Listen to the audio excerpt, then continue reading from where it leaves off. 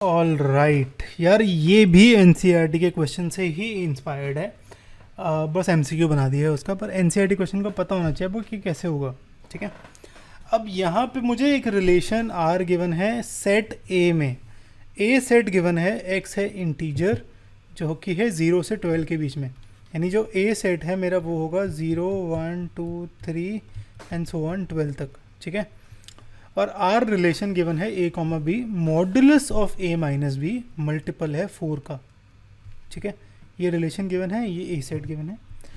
अब अगर कह रहा है 1 मतलब है इक्विवेलेंस क्लास कंटेनिंग 1, तो उसका सेट निकालना है।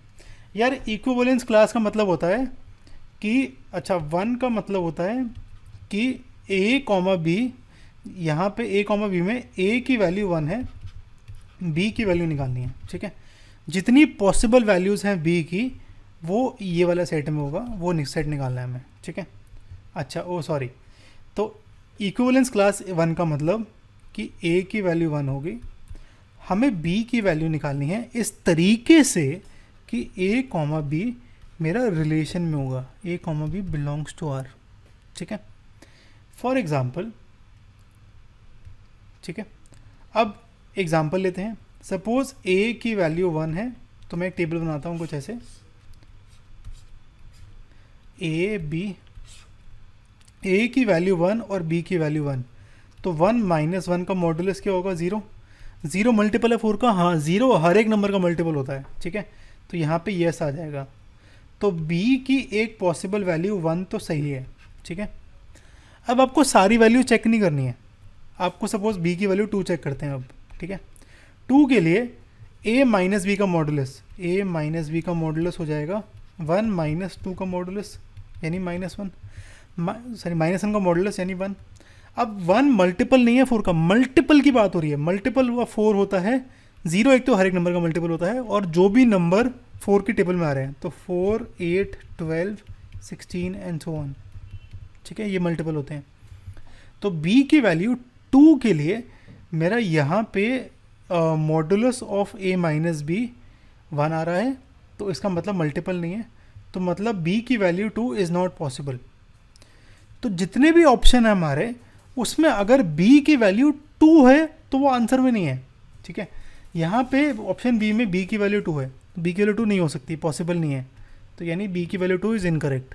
ठीक है, तो 2 तो कैंसिल हो गया, तो ऑप्शन बी कैंसिल हो गया। यहाँ पे कह रहा है सेट ए, सेट ए का मतलब ये वाला सेट। ठीक है, और मैं 2 की वैल्यू तो वैसे भी रिजेक्ट कर चुका हूँ, तो मतलब ये वाला सेट भी नहीं हो सकता, डी वाला है ना।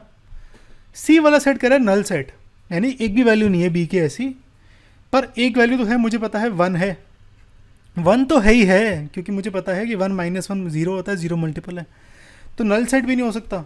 तो देखो 3 ऑप्शन तो मैंने एलिमिनेट कर दिए, ऑप्शन ए बच गया, ए करेक्ट है। ठीक है, यहीं पे रुक जाना, यहीं पे।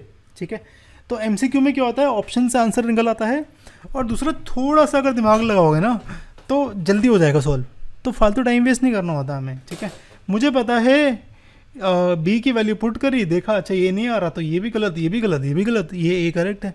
ठीक है, तो पूरा आंसर सॉल्व करने की ज़रूरत नहीं है आपको, तभी मैंने इसकी अलग वीडियो बनाई है भाई, नहीं तो मैं वही दिखाया था कि देखो एनसीईआरटी क्वेश्चन आप खुद कर लो, बनाई तो ये यहाँ पे वीडियो, पर नहीं, इसीलिए बनाई है। रीज़न इज़ दिस कि ऑप्शन से सॉल्व भी हो सकते हैं क्वेश्चन। ठीक है, बहुत इंपॉर्टेंट है।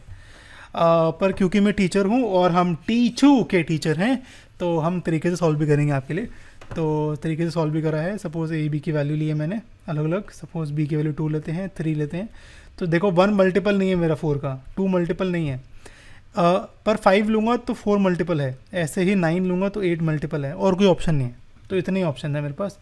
तो मतलब 3 आंसर आए मेरे पास, 0 नहीं सॉरी, बी की वैल्यू 1, बी की वैल्यू 5, बी की वैल्यू 9, तो बी का सेट आ गया 159।